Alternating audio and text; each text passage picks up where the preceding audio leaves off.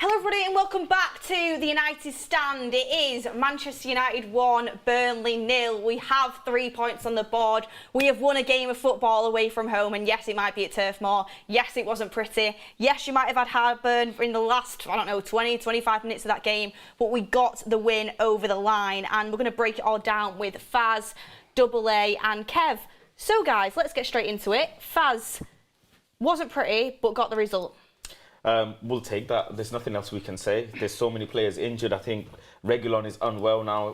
The manager's just come out and said as well. So 3 points, 4 points behind Arsenal. I don't want to get giddy, but yeah, we'll just take it. We go from there. Really good performance from some of the players. You know, Jonny Evans, who I didn't expect the performance from. Mejbri as well, 91% pass accuracy. So. Yeah, it's good. It's good. There's lots of positives, there's lots of negatives, but at this point we can't complain over it. We just take the 3 points. We can complain. Can we? I'm sure. Yeah, I'll let you, because if I complain, I don't know, people start crying. We can be constructive.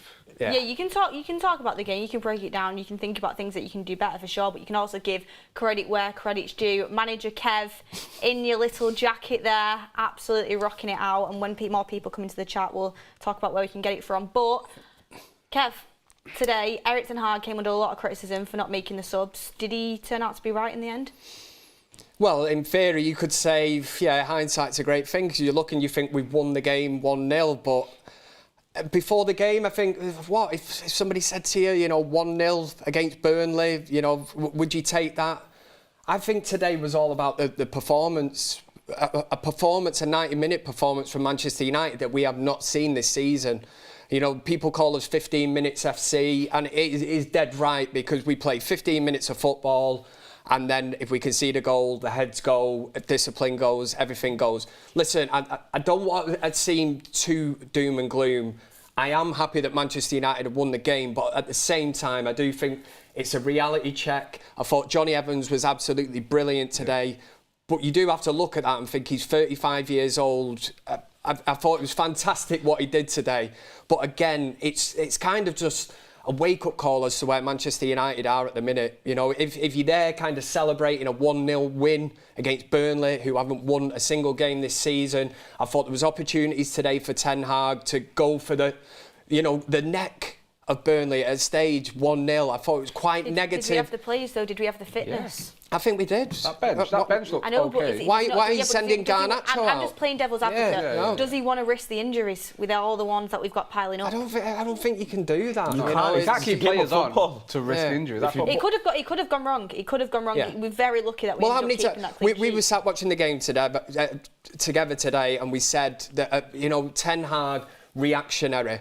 And the way the game was going, we were sitting deep. If you want to watch football like that and you're happy with it, then fair enough. But how often were we saying United too slow at the back, passing it around, bit reminiscent of the Arsenal game at the Emirates? But the difference was that's Arsenal. Yeah. Arsenal, who are going to be competitive, could well push Man City again for the league title this season. We're playing Burnley, for God's sake. But, and again, just playing devil's advocate. Yeah. When you've had 3 losses on the bounce, sometimes you just need to get some points on the board, and it doesn't really matter how you do it. And especially when you're away at Turf Moor, I know people say it's Burnley. It's a tough place to go. Saturday night, sometimes you just got to do what you've got to do to win. We're not Arsenal. We're not Man City. We're not near that level. We've got, injuries up to our ears. Sometimes you just got to find a way to win the game. And captain wins it for us with an excellent goal, Double A, stepping up when the team needs him.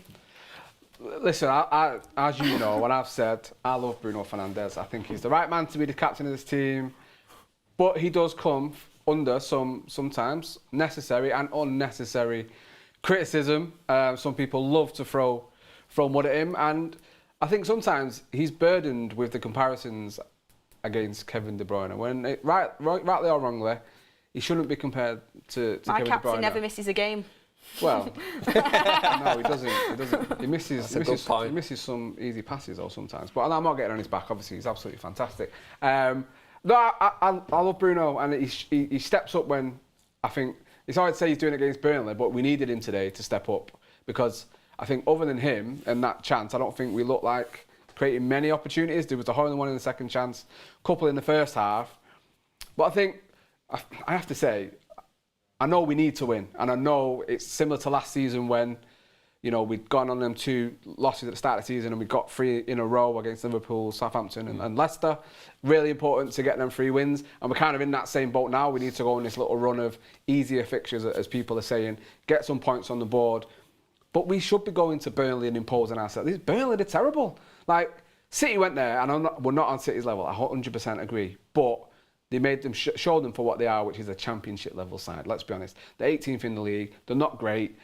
We shouldn't be going there and then looking. I actually had to rub my eyes at the first half. Some tough fixtures, though. They look like Barcelona in first half. Yeah. Like, I thought, have they got Barcelona's kit on? It's like the blue and the deep red. Is that us? Are we playing into their hands and making them look? We make them look good because we're very passive, and we're not on teams' necks. And they must see United coming and think we can get at these today. I know for a fact. Like, some of these young players won't play like that again in other games against big 6 teams because they won't allow them to. We allow people to play all the time. True. And that's the most frustrating thing about where we are at the moment. But they didn't score. No, they didn't. And we scored totally against the run of play. I am not bothered in the slightest. It was a moment. How many fan forums have had to do this season? We all know the feeling of sitting here after we've been beaten, trying to dissect it. And there are positives to take out of the game. The goal, for instance, I mean, if you'd have told me a couple of months ago that Jonny Evans is going to play a Wayne Rooney-esque kind of pass into like Van Persie against Aston Villa that game, and that's what it was. It was like a mini carbon copy of it. You'd be like, there's stuff you would have dreamt even about. At level, because it was from outside the box. I don't think it was quite that, Kev. Oh, come on. It was a good pass. Come on, Matt. Bruno's was more of a difficult finish today because it was at more of an angle. It was a fantastic. Ronaldo's one was harder. Van Persie's finish was fantastic. Yeah. A bit of a longer pass, but fantastic. Can I just give you a bit of perspective, though? Can I, just to give a bit of perspective? I know some people want to be positive or some want to be critical. Tottenham Hotspur didn't finish above us last season. They've lost the manager, they've lost their star player, the best player in the league. They scored 5 goals against Burnley. And we still have really good players on the pitch. Nobody can deny that. Whether we have injuries or not, we have absolute top-class players on the pitch. Marcus Rashford, who has had a baller of a season last season. Rasmus Højlund, who's supposed to be a really top striker, but he needs time. We've got Bruno Fernandes, who stepped up today.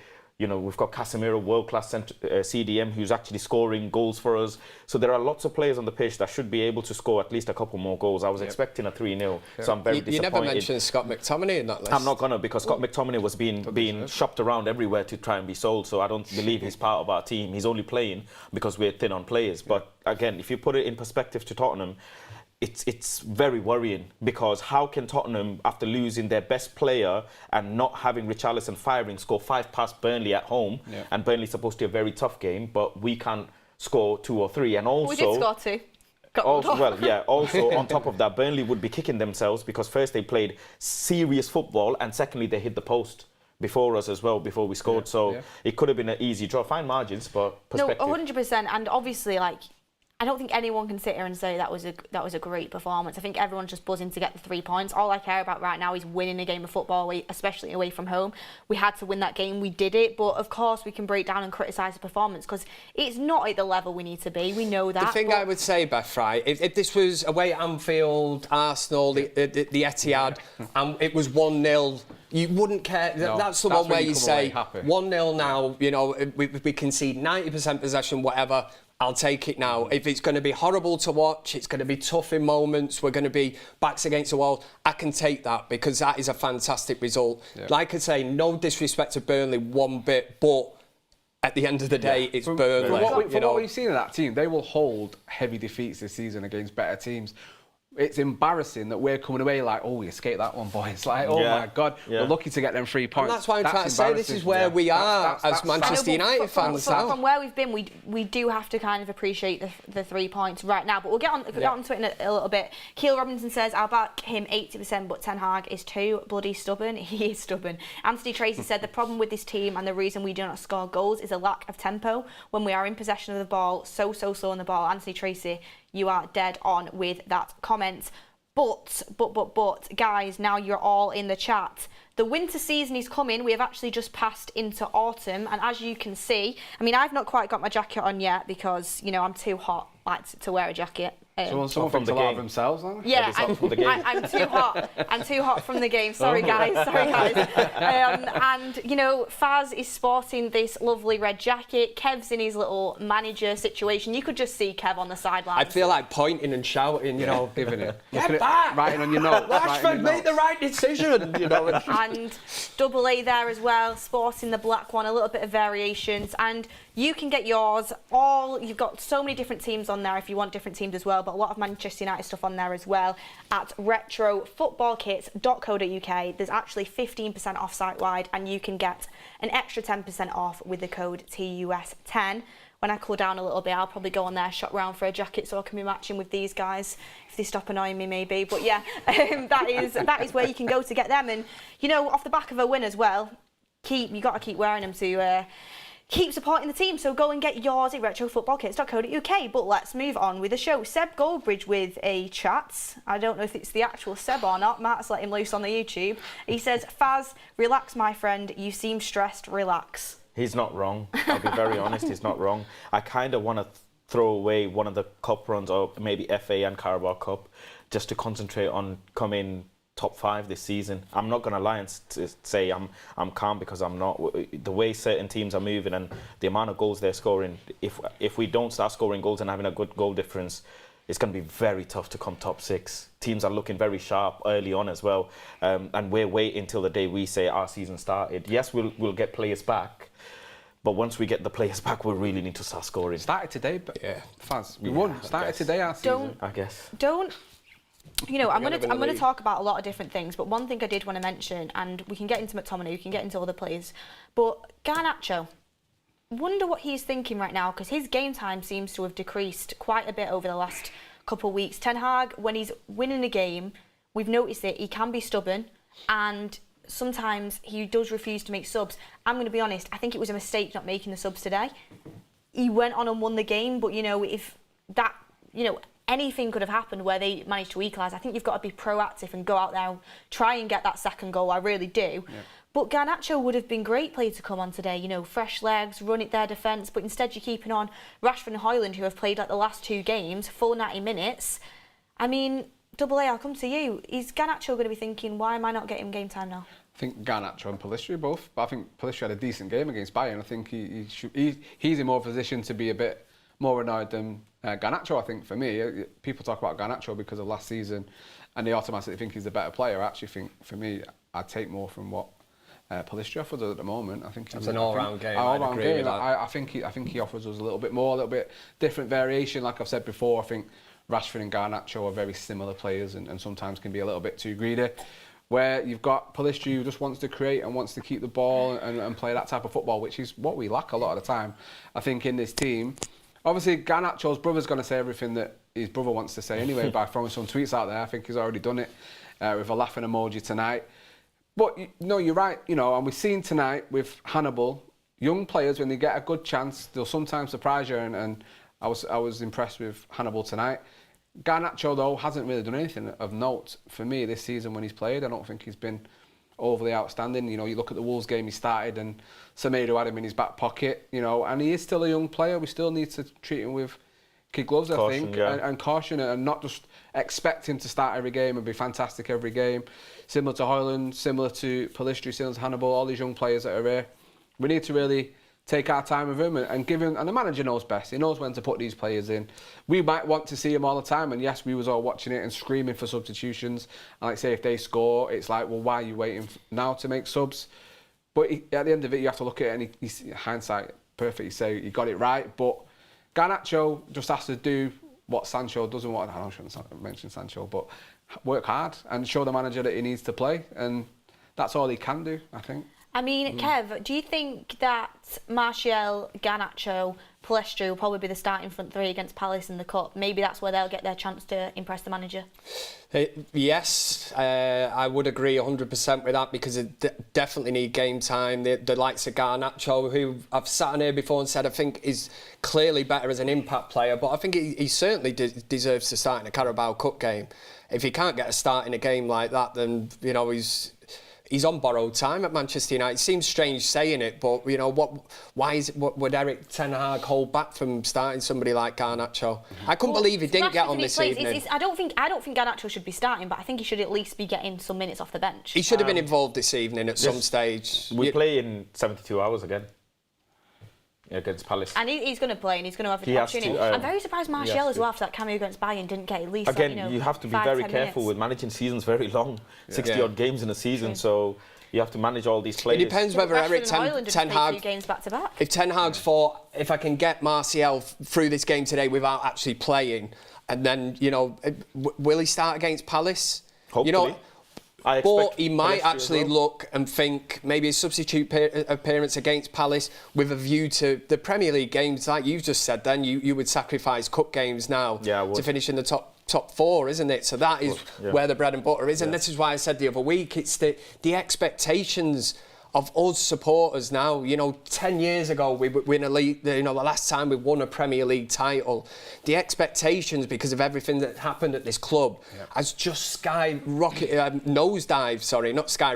We've just nosedived, and we are sat here now as Manchester United fans. You've just summed it up to me to say that top four, finishing in that top four, I said it the other week, man, it's no different to what we took the piss out of Arsenal for, claiming that the top four trophy, we finished top four. It is not an achievement. It is only an achievement for the owners because they get the money. You know, it's the money that comes in. And sponsorship. But what's the point of being in it if we're not going to be competitive? We always were back in the day. So now it's like, all it is, it's a money-making machine. Well, true, but also in a sense, you know, Erik ten Hag, this is a process. You know, I don't expect him to be winning the Premier League in his second season in after the mess he's come into. Like, I don't expect that. I expect us to be at least getting the Champions League this year. Even that right now, you know, watching us throughout the season, you'd say that we wouldn't do that, but we'll have to wait and see, because last year we thought that as well. But, you know, this is a process, and hopefully he's allowed to do his thing. But, you know, we've got to take it by here. The reality is we have had 3 losses on the bounce, and it's good to get a win under our belts. But I think Amrabat will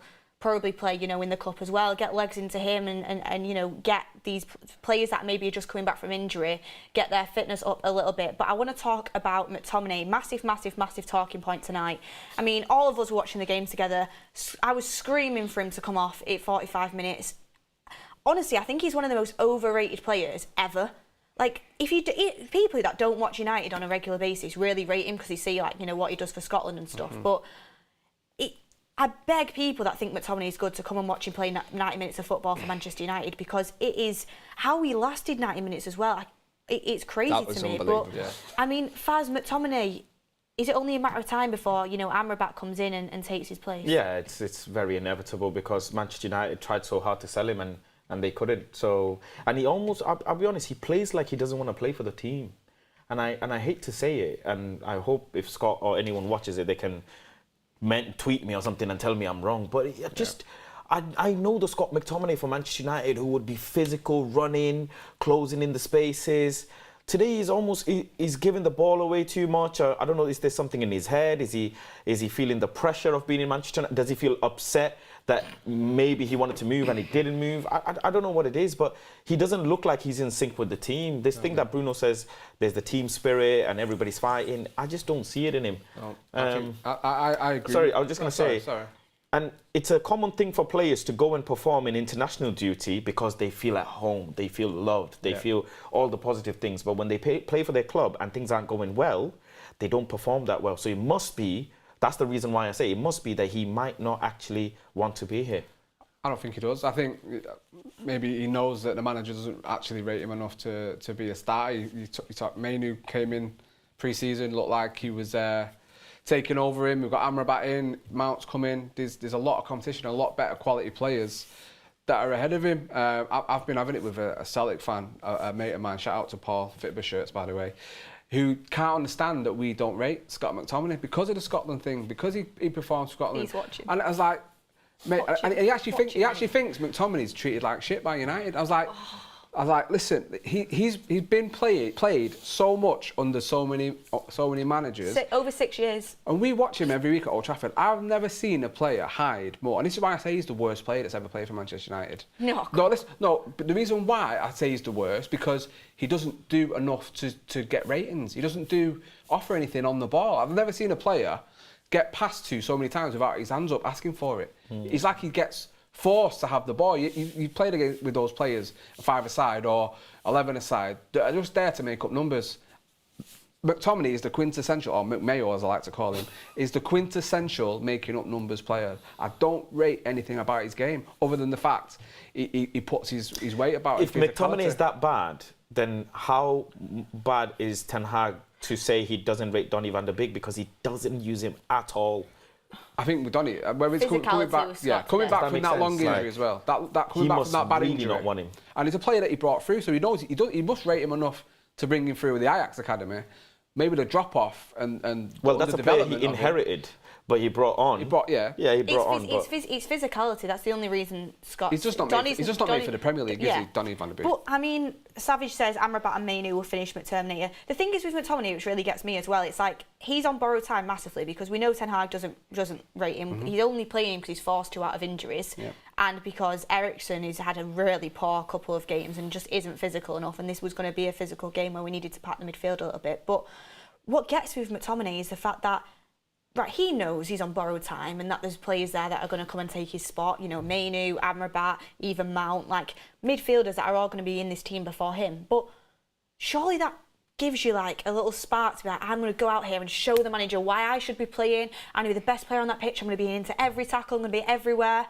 But then the last couple of games, today to be fair, I didn't see him being lazy. I just saw him being technically awful and not getting on the ball enough. But Brighton and Bayern Munich, just laziness. And it's like, this is your chance to make your stake for a claim in this team, and you've been the worst player on the pitch probably in all 3 games. The clip against Bayern Munich, which obviously a lot of United fans would have seen, where we lose the ball and he's literally jogging back, that's criminal, that, because this is something at Manchester United under previous managers we have criticised. You know, the fundamentals, the essentials of football, one of them is running. You know, and showing a bit of passion, fight, desire, whatever it is. Now, when you see a player not doing that, we can't comprehend that as supporters. We can, because we get straight into it, and we cannot understand how somebody who's paid so much money, you know, performing in a job that any of us would love to do, we'd do anything to do, to be paid to be a professional footballer, go and train every day,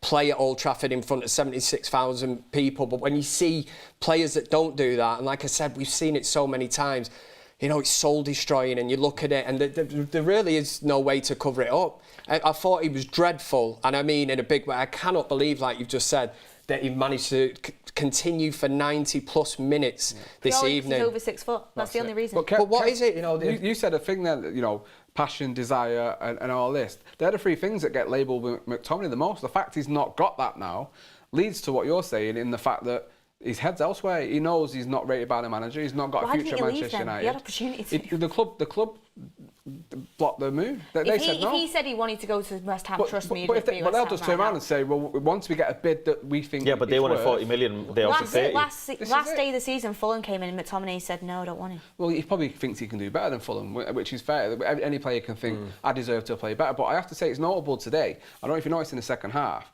he moved from one of the 8 positions and he was played as the 6th. And I think that allowed Casemiro to go a bit further forward. And I found it weird for someone with the legs, with the passion, with the apparently the physicality to, you know, we was losing that midfield battle. For him to drop as the base of the diamond was quite telling, I think. And I think maybe we'll start to see that happen a little bit more with Amrabat and Casemiro. It gets a bit more cover. But I agree with you. I don't think he's got much the thing that McTominay has got away with for years, and the thing is, he's aged now. You know, he's not a young player. He's not a Hannibal who's just come in today. And you can look and think, 27. So, you can look at Hannibal and think, bit erratic today. You know, he was in and out the game, ended the game well, as we spoke about. For somebody like McTominay now, he should be established. He should be an established player at Manchester United. And I think too many fans, or the ones that I've spoke to that are definitely McTominay fans, will always have you believe that energetic, Not true. up and down the pitch, you know, strong. Box to box. Yeah, box to box. Will run, you know, and I think Well, that that's clip just the exposed basics him of the other day, football, though. you That know. clip And exposed well, him can the he other day, actually didn't it? play football? Has he got the head on him? In that area, which is such a key area, the midfield area. You know, we've had Fred and McTominay, we addressed that situation last year, but it's coming around again now because of Eriksen and Casemiro, where we're kind of looking and we do need an injection of pace in that midfield. I worry when you talk about a player's attributes, to me, the first 3 or 4 have nothing to do with his actual footballing technical ability. But It's also, all, if somebody says that running is an attribute, running. Well, this false, is it. Though. It's completely his physicality, false. his running, his desire. It's like every player should have that regardless. He's not been running. That should be the norm. At the end of the day, it's for me, it has to just be size, like height. Size matters. I'm so happy Matters. you really honed in on what you were saying there with size matters, because that was it's obviously just about the size. Well, I don't know. We should have played him, but we should have had him against Bayern, because then, you know, that handball against Eriksen, that's what we needed, size in the back post, and we didn't. It is what it is. Jason hashtag says Rashford is on fraud watch. That's all I'm going to say. Yes, please. We'll speak about that for sure. One topic I wanted to bring up, because this got a little bit heated before, is obviously, really, I love this from a player, and it should be standard, but, you know, it is what it is. Reguilón was ill, but he wanted to play, says Ten Hag. It says something about his character and spirit, that he wanted to play and contribute. Obviously came off clean sheet, which is great for, you know, the whole of the defence, really, and we'll talk about Evans, we'll talk about that, obviously. I just want to talk about this first. Also, could have had an assist if Højlund wasn't standing offside. Great corner into the box. Yeah. Reguilón has really impressed me over the last few games that he's played. And sometimes people take what you say out of context. I said, if Reguilón continues to play like this for the rest of his loan, then I think we should look at maybe potentially getting him on a permanent if he continues to play like this, because I think he is doing really well. But these guys in front of me disagree. Faz? Doing basic. And he's only playing that so people like you can say he gets a contract. Yeah. And once he gets a contract, downhill. How do you know that, though? Because where's Luke Shaw now? He's where's Malacia now? Injured. All of these players that we give big contracts to in Manchester United, this thing needs to go. Players need to... And also, Reguilón I'm not saying we should give him a big contract. Let alone, just call it a contract. Is Reguilón top 5 left-backs in the world? If he continues to perform like this. But I'm not saying he's going to be out. But are we going to go out and get one of the top left-backs in the world? Let me just put it into context for you, Faz. Luke Shaw is our starting left-back when he's fit. Yeah. I think to have Reguilón as a rotational left-back for Luke Shaw would be a great addition to the squad. He's not better than Malacia. He gets forward... Can't defend. And actually, you know, gets forward and challenges his fullback and gets crosses into the box. I think he's defended perfectly fine since he's come in. And for me personally, I think he is, from what I've seen, and granted it's only 3 games, and don't get me wrong, when Reguilón first came in, I was like, this is a disaster signing. I didn't think he was very good. And I said, careful with these words, if he continues to play like this, But I think for these 3 games... I think he has been better than what Malacia offers. What do you think of Malacia then? Malacia offers nothing going forward, Faz. Reguilón's linking up with... No, he does. He doesn't. He links up with Rashford pretty well. Yes, I have seen. He does. Have you ever seen him get a cross in the box? I've seen him cross the ball. Do you think Eric Ten Hag would say, Malacia, go and get on the corner? I've seen him cross the ball. Do you think Eric Ten Hag would say, Malacia, go and get on that set piece But that's not what I want my full-back to do. We should have midfielders that can do that. We should have forward players who can do that. This is the old debate about when we were arguing over Dalot and Wan-Bissaka, and we were saying Wan-Bissaka was better defensively, Dalot was better at getting forward. If we had a hybrid and we could merge that together, we'd have a complete player. I bet you were screaming Ole Gunnar Solskjaer to get a full-time contract when he had that good run of games. It's you're jumping off the bridge far too early when a player. I'm saying if he continues. I agree if he continues. He's not better than Malacia. He's nowhere near. How many games has Reguilón played for? Please tell me how Malacia is a lot better than Reguilón. I've seen a lot more. Doesn't get forward. He's good defensively.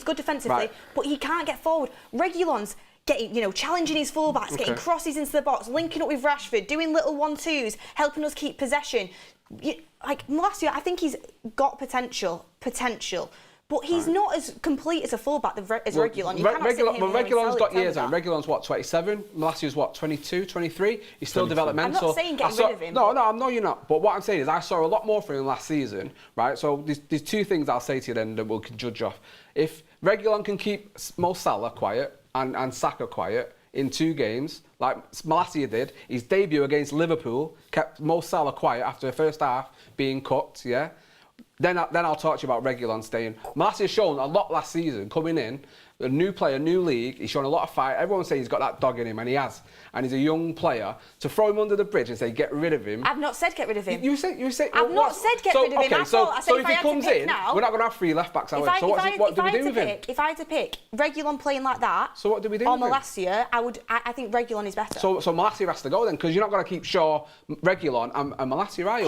Question for you. Do you think? Question for you. Do you think a fullback for a club like Manchester United should be able to get forward as well as defend? He can get forward. No, he doesn't. He's not great here. No, he doesn't. But it's the same. It's same about Wan-Bissaka. Then you said the exact same about Wan-Bissaka. Do you think I don't think Wan-Bissaka's improving. Has improved a lot going forward under Ten Hag. So another season. We've not even seen Malacia play this season. So you can't start throwing him under the bus. Saying we need to get Reguilón in. I think Reguilón is better than Reguilón. I'll tell you what. He's a paella. Alex Tellez. He can't defend. He gets caught out and gets caught out of position all the time. And he's not been at fault for any of the goals since he's played. He didn't finish the game. One thing Reguilón has not had is any backup at all for Rashford. Was Reguilón absolutely nothing? He's been left exposed. Has Reguilón been the best player against Bayern Munich and? But do you know why? Because United hasn't been able to corrupt him yet. I said if he continues. I get that. I think he's been good, but it's hard to say. If he continues, he's going to continue to either get a 7 or a higher rating than that, which would suggest he's going to be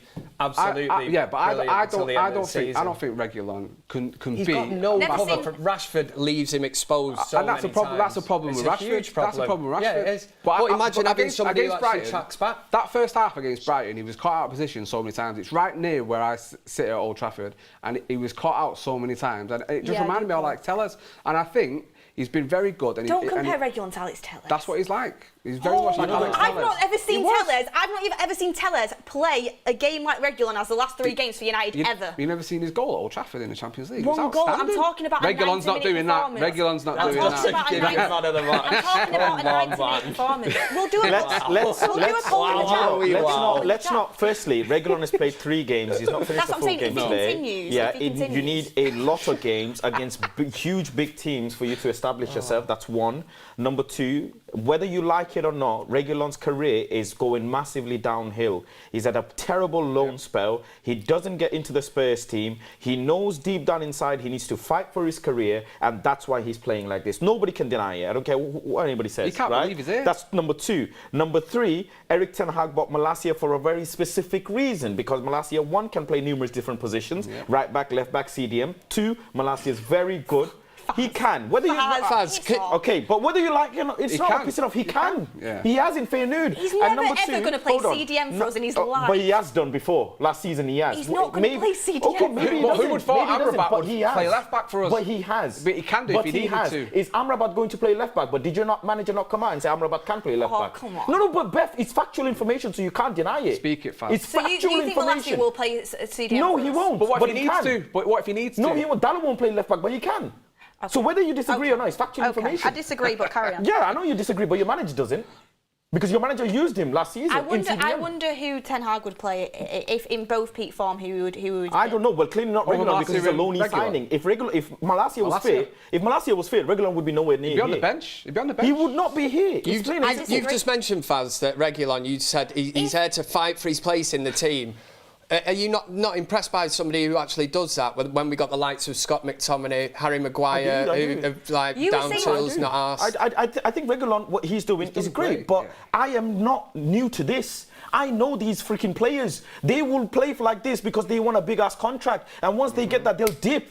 We can't go around this cycle again where a lone player. People wanted Weghorst to stay for fuck's sake. I didn't For goodness sake, man. People wanted Marcel Sabitzer to stay. Never wanted him. And you want me to come and tell you that Reguilón can play for Manchester United. You need players to fight. I said if he continues to play like that. No, I don't give a heck if he continues. He's not the top 5 left back in the world, even if he's on his best day. Is Malacia in top 5 left back? No, but he's 22 years old, and 5 years' time he might be. You'll have to wait and see. You're talking about Spurs' third choice left back coming in and getting a contract. You haven't clearly gone and seen. If he continues like that. Do you know how well he used to cross in passing fair nude, and the strikers he used to play with, his doggy-dog strikers, and he used to be crossing the ball from deep. You've not seen him. I've not seen it. Well, clearly you've not researched your players, because when he plays against Rasmus Højlund, and no, wait, same thing people said about Diego Dalot doesn't cross today. He got robbed of an assist because Rasmus Højlund didn't get into the box. I can't help the fact that I've not seen Malacia. Wait till Malacia plays with Rasmus Højlund, and the gaffer's telling him to cross the ball because he's got a rocket of a left foot. I will wait for that, but he's taken Reguilón one game to come in and start crossing. I've not seen that from Good for him. He's supposed to do that anyway. Because he's good going. He's supposed to do that anyways. Cross the ball. Well, we can agree to disagree. There's a poll in the chat, everyone. Lee says, "Are you serious? Beth has got more sense about Reguilón. Seems better than Malacia." And Jason says, "Sorry, we have Halo saying I'm with you on Reguilón, Beth." And then we've got Jim's 91 says Reguilón has been good. Shaw as centre back, Malacia as left back.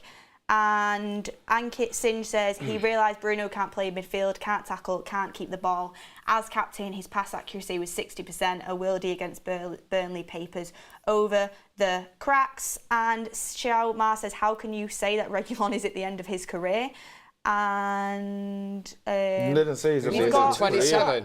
We've got a poll He's had a in the bad chat. time so far. We've got a poll in the chat if you want to have your say. International 2675 says people need to realise when Rash gets the ball, he's immediately surrounded by 2 to 3 defenders. Also now having to look for Højlund takes away from his game. And Jack B says Malacia is 24 and Reguilón is 26. Get their age right.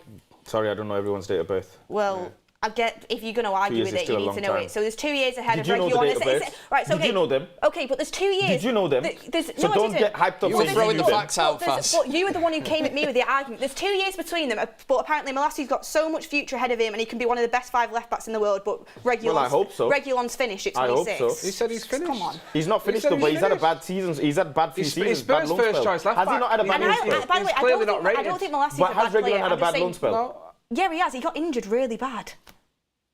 I think Malacia's got a higher ceiling. Okay, well, everyone can have a different opinion, can't they? I'm going to vote in the chat. Oh, the vote in the chat has got over 1,600 votes and it's 50-50 right now. It's 50-50 right now. It's split. And I don't want to go in on Malacia because I don't think he's bad. I don't at all. I just think Reguilón's better. My point's not about you going in on Malacia. That's absolutely fine. And everyone has a different opinion on the player. My issue with what you're saying is it's so short-sighted to think that a player that's come in and done okay for free. Okay, let's not be honest. I said if he continues. I know. I'm getting to that point. I think he's been better than okay. He's been impressive. When I seen him come in, I just thought, here we go, another Glazonomics kind of signing. Eric Ten Hag working with his hands tied behind his back. Yes, he wanted Cucurella at that stage. Then we went to that. It was like plan A, B, C, D, whatever it was. But he has performed. But don't you think it's because everyone else has been so bad, it makes him look a lot better than what he actually is. And like I said, considering he has no backup at all from Marcus Rashford. I get it. But nothing at all. I can't. No it's covering. such a small sample size to even attempt to bring up a contract. Yeah. Like let's get to January, see where we are. I'm not going to do it. No, but in fairness, the comment only was that if he continues on this, I didn't say we should give him a contract. I said if. No, I know, Beth, but I wouldn't even think it. It's not even in my thinking to give him a contract. I want to see where we are in Jan. If he's still playing and he's keeping Shaw out of the team, because when Shaw comes back, if he can keep Shaw out of the team, because he's adding more to what we're doing. I don't think you need to. Like I said, as a rotational left back. No, Malacia is not keeping Shaw out of the team. Well, to get a contract, he has to.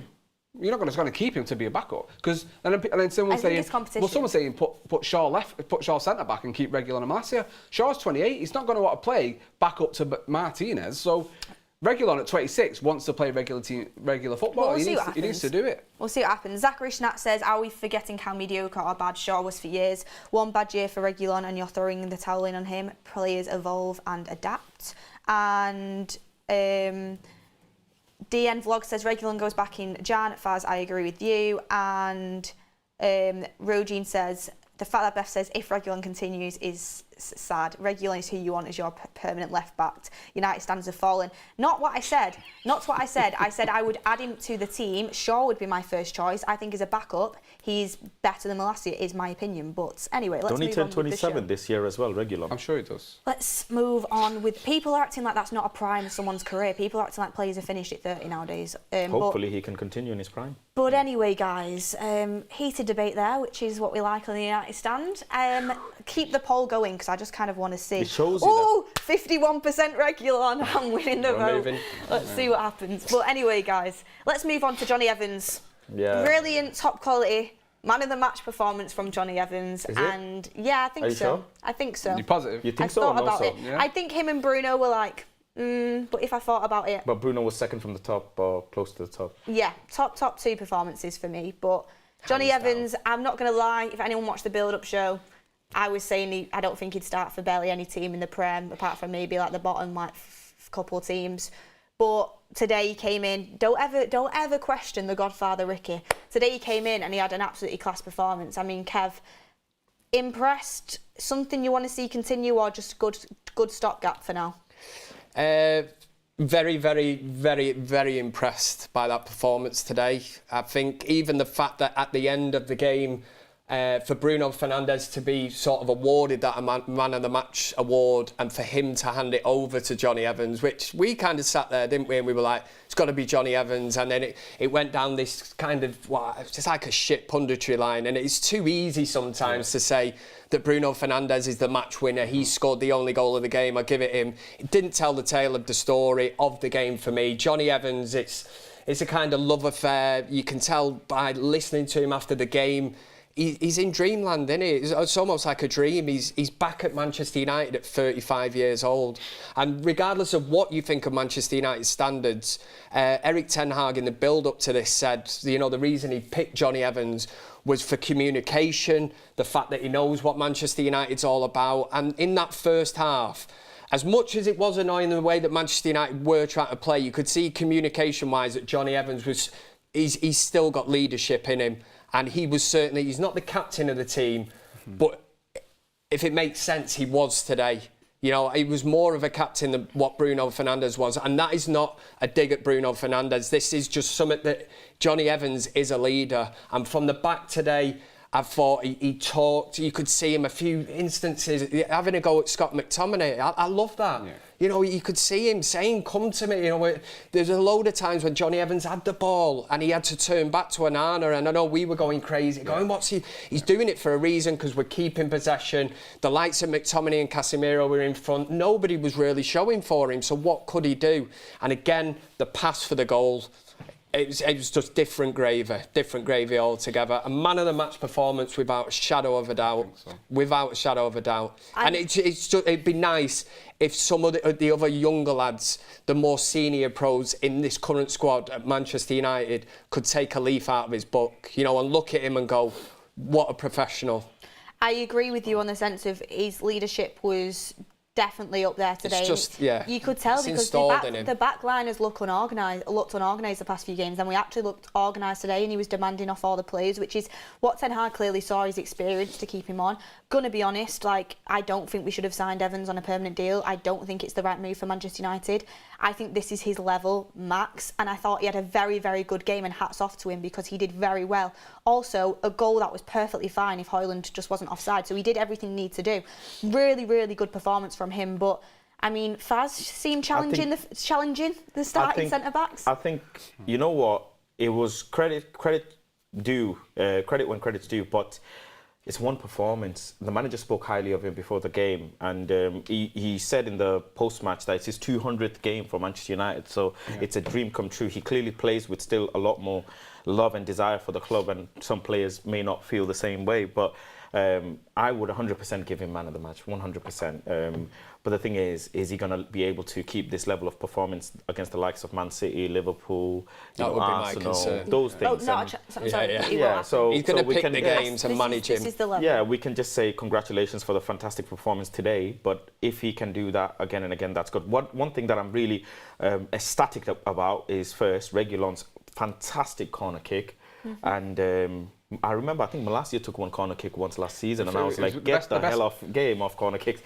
So fantastic corner kick from Reguilón, and obviously Jonny Evans headed that unfortunately got ruled offside. So that's nice to see that we have a player there who can be off threat from set pieces. So yeah, But like I say, one game isn't enough for me to say Jonny Evans, hoo-ha. It has to be a series of games. I wish that goal went in. I mean, I Reguilón in my FPL would have been a nice assist. Would have been a nice assist. On the poll, we've got 53% for Reguilón, 47% for Malacia. Nailik says, let's not forget Malacia was dropped by Ten Hag and was benched for the next 5 Premier League games. He only got back because Dallo was suspended. But yeah, I mean, what that pass to Bruno from Evans was so good. Like, really kind of, you know, when you need people to step up, the 2 leaders on the pitch did. Drew Peebo says, Onana will cost and lose us points. How are you getting that from that performance? I mean let's talk about it.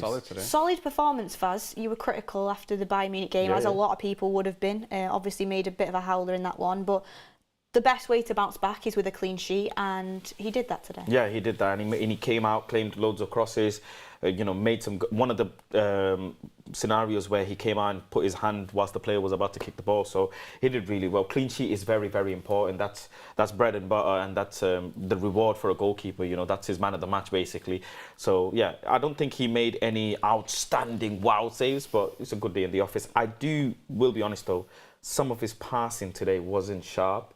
I saw a few times he gave the ball away, expecting him to be this fantastic ball-playing goalkeeper. I wasn't happy with that, but, you know, other than that, good performance, solid save. I also think, though, people were like statues when he had the ball. Like, no one was moving for him, and that's something that needs to be addressed. I mean, Kev, come under a lot of criticism the last few games, and it is very apparent. Our build-up play is shocking. Like, we hold on to the ball way too much. No one's dropping into spaces to receive the ball and play out from the back. I mean, we should be able to do it with ease, but instead we're really, really slow, and a lot of the times just end up hoofing it long and losing out on the ball anyway. Is that something Erik ten Hag needs to address for you? Most certainly. I think it's only really coming to light now just how bad we are at kind of playing out from the back, that we've got a goalkeeper that plays out from the back. There's so many instances today where Onana's got the ball and it almost looked like we were wasting time. The Burnley fans were booing, but I think Onana, once he's stopped the ball and he puts it on his foot and he's looking out as if to say, who wants it? And this has been all season, this. He's kind of looking up as if to say, who wants it? And just typical of Manchester United at the minute, everybody's in the shadows. It's like nobody wants it. Everybody's turning away.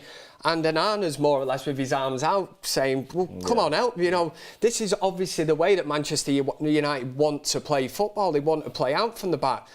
You have to show for him, you know, somebody has to drop in. Yes, you can mix it up and go long, but again, it's that thing of when we had De Gea, you know, he wasn't comfortable doing that, so he would go long, and this is where we lost the ball up the field, and we're literally conceding possession every single time, not winning second balls. But today, again, when you watch that game back, the amount of times, especially in the first half, where it looked like we were wasting time, Onana's on the ball, but it's because nobody's showing for him.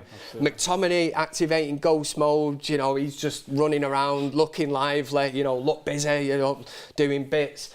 And yeah, that's exactly what it is. It's just. But I want to also give credit to Burnley, because the way they shaped out when Onana had the ball, it made almost impossible for Casemiro and McTominay to be showing anyways, because those players, they're not that type of player to drop in, collect the ball, walk with it, and then pass it. How many times during the game, I don't think you were here, but I think you heard me saying Casemiro should be dropping into the right a little bit to collect the ball. McTominay should be dropping in a bit more to collect the ball, but they're not doing it.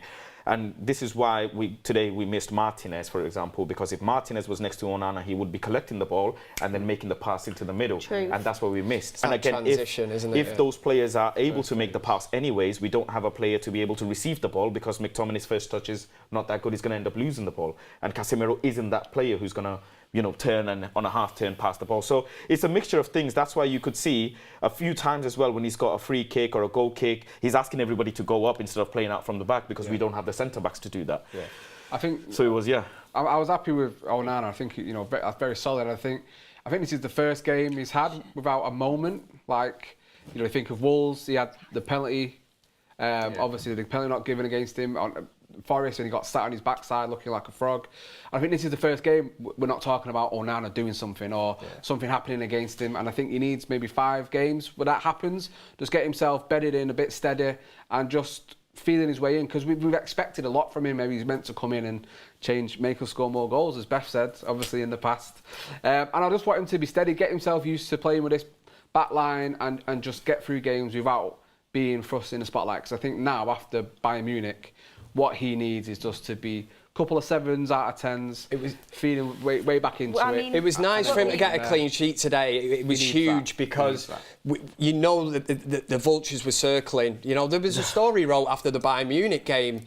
You know, he dropped his car keys in the car park. You know, and if he would have made another mistake this evening, even if we'd have conceded a goal that wasn't his fault, you know how it works in Manchester United. Have some shame. Those journalists who report crap like this have some goddamn shame. You're better than that. What kind of journalism is telling a player that he's dropped his keys after having a bad performance? And then fan base out here, you know, being critical and we get called out. But it's you journalists that make these things. And where's the journalist who came out and said there's leaks from the changing room about the team spirit? Because you saw team spirit today when Bruno Fernandes gave that man of the match to Jonny Evans. So hold that as well. Go on, Well, I think with Onana, people expecting stuff overnight. You know, the team. I'm not making excuses. The team is dishevelled. I think patience is a virtue. It's a very hard role to come into, and I think we will see. I think we will see the reason why Ten Hag's brought him over a period of time. Siraj Mukherjee says to utilise Onana to the max, we need people in front of him to be able to carry the ball. Nobody drops in and does that. Can't believe we're nearly running out of time, so we've got to race through the last 2 topics because I was like, I mean, all that arguing about Reguilón and Mossy, who would have thought? But quickly, I mean, Hannibal today got a start. I mean, what did you think of his performance? Anyone want to jump in? Very good. I was so happy with him. I thought he's a player that's been bubbling, and I remember when we brought him in, everyone was buzzing because he was called Hannibal, and it was another young prospect coming into the team, and we wanted to see him. United love young players coming through. When we hear about them cooking in the under 23s or whatever, under 18s.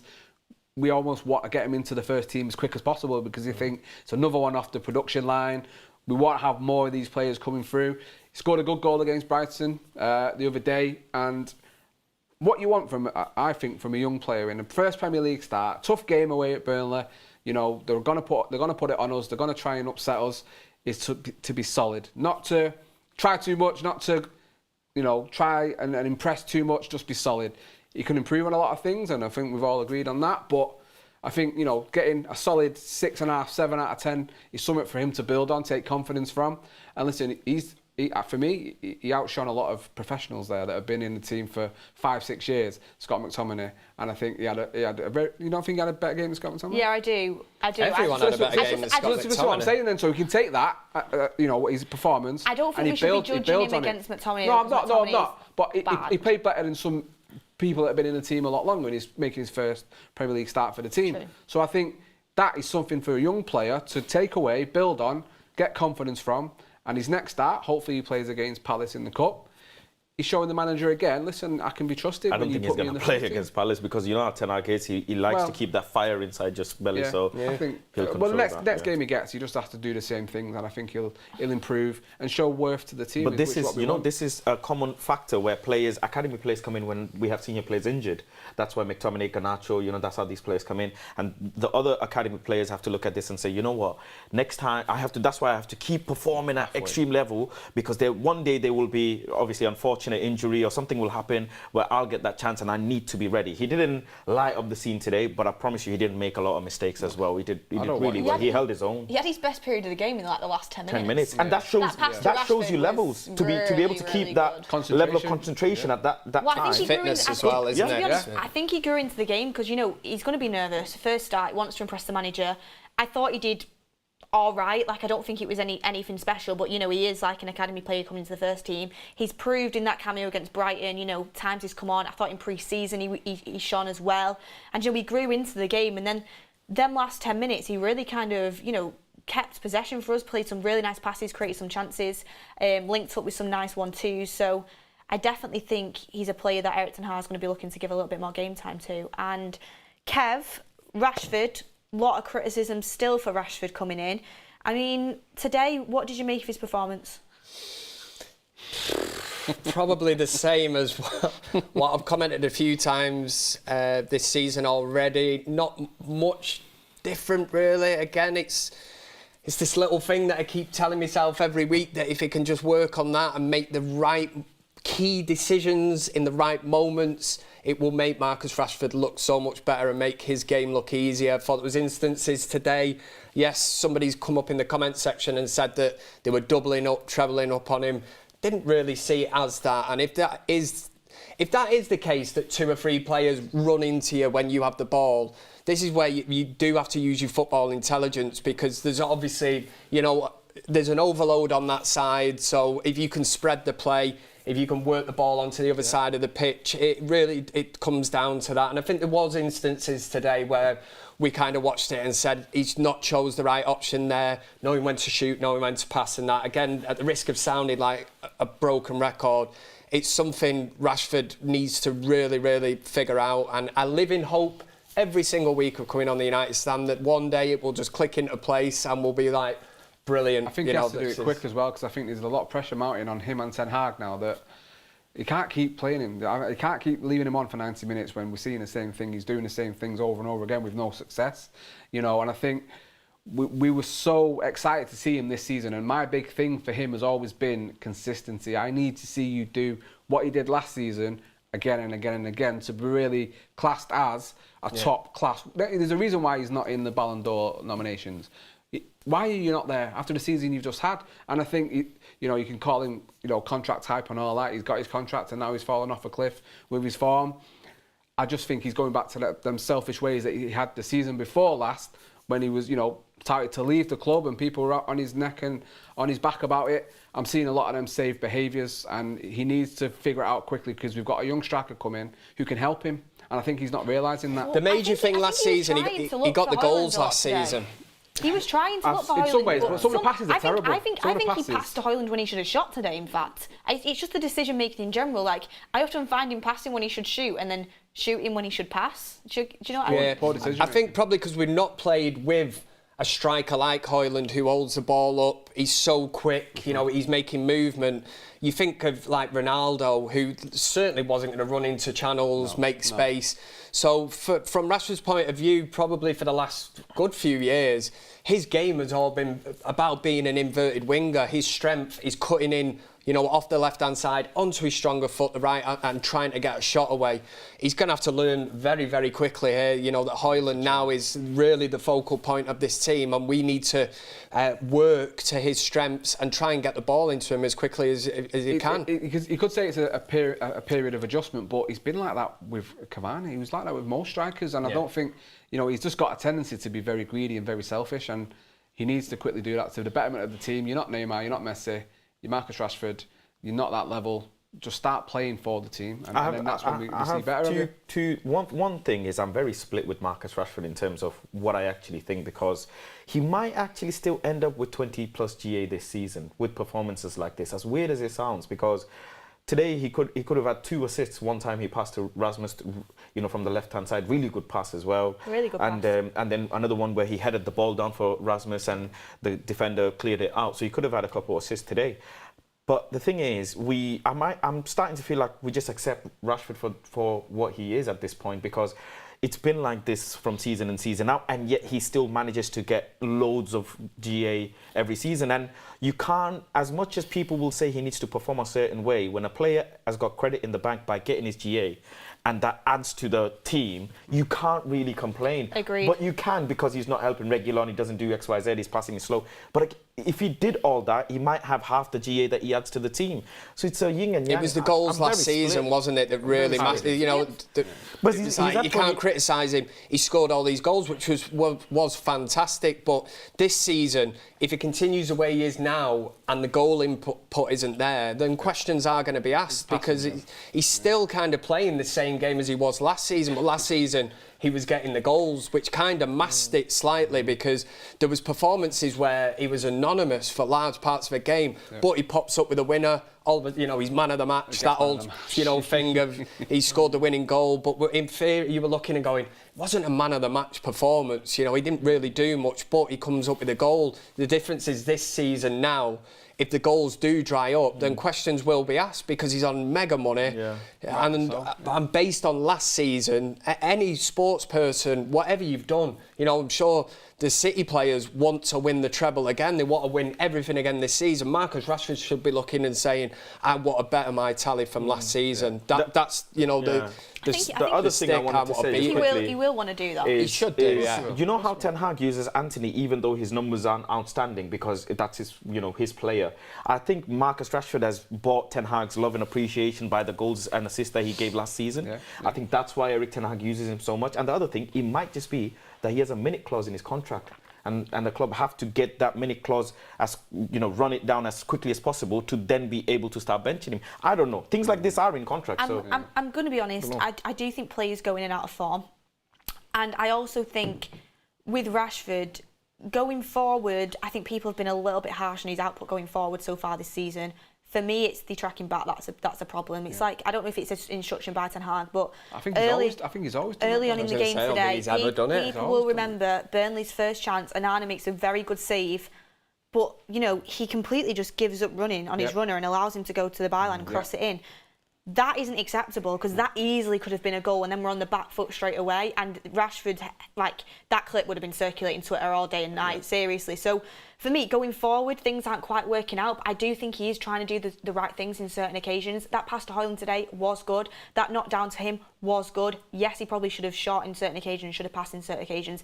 That can improve. For me, it's the work ethic for the team that I think he'd buy a lot more appreciation off the fans if he did that. I think so. And Højlund's finding his feet as well. So from Rashford's perspective, whoever plays on the other side, they need to learn, Højlund's game. I'm sure it's hopefully, fingers crossed, man, it's something that does come with time, and the more they train together, the more they play together.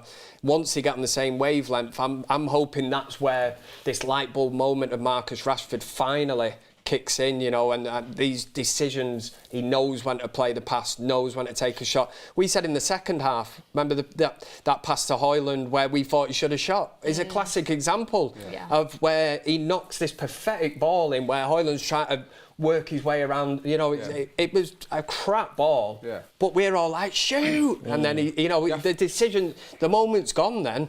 Burnley clear the lines, and that moment is gone, but it's just that split decision. You have to trust that that's going to come eventually. And there was another one where Højlund runs the channel perfectly. If he plays the ball 2 seconds earlier, Højlund's going to make a run to get into the box, but he waits and waits as usual, and he plays him far too wide, and then the moment, like you say, the moment's gone. I remember him doing it with Cavani many times, and Cavani was really frustrated. It happens too many times for him. And listen, I love Marcus Rashford, and the fact he's a Manchester lad, I always talk about it. The fact he's a Manchester lad, the number 10, the focal point of the team, I want that for Manchester United, to have that local lad doing good for Manchester United.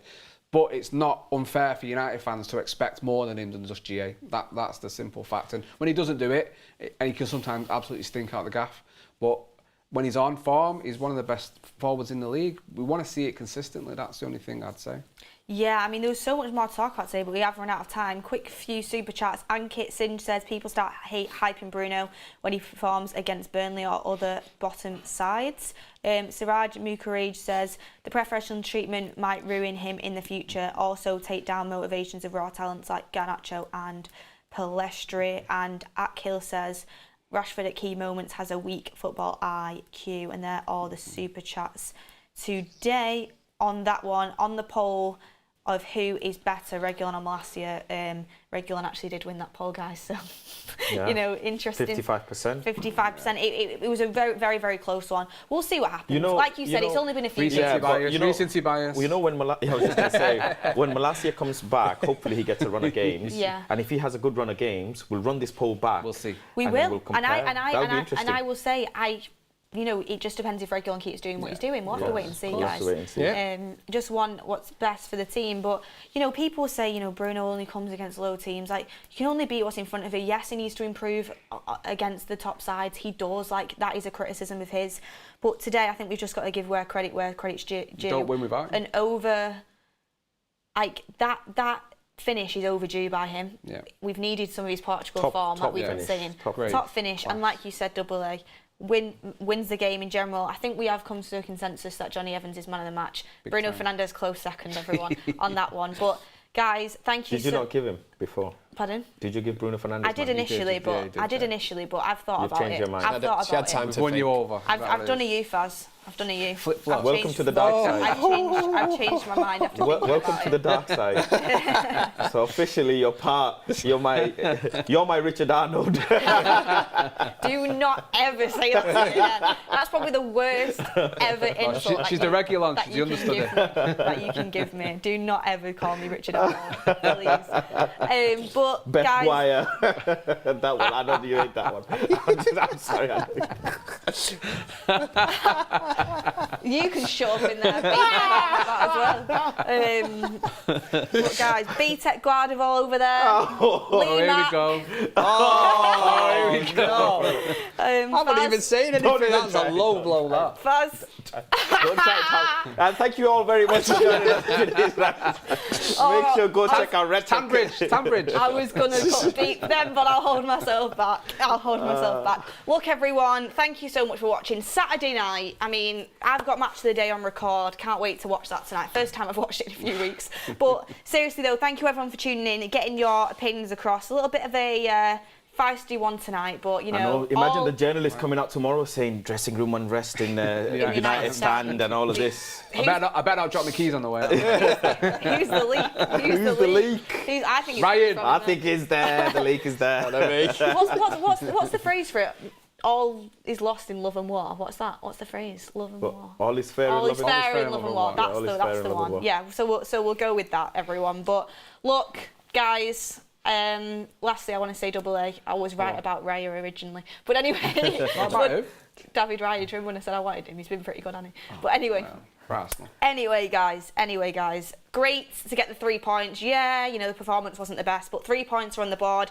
We take this as a win. We move on to Palace, and yeah, we build on from there. Also, Ricky is inevitable. Jonny Evans, man of the match. Double A, thank you. Kev, thank you. Faz, thank you. And as well, make sure you check out Retro Football Kits. The winter season is coming. I had my pumpkin spice latte from Starbucks earlier on. You know the cold is coming. You can get your jackets, you can get your football tops, and you can match us when supporting Manchester United, whether it's from the game, from home, wherever you are in the world. retrofootballkits.co.uk. 15% off site-wide and an extra 10% off with the code TUS10, so go and have a little look at that.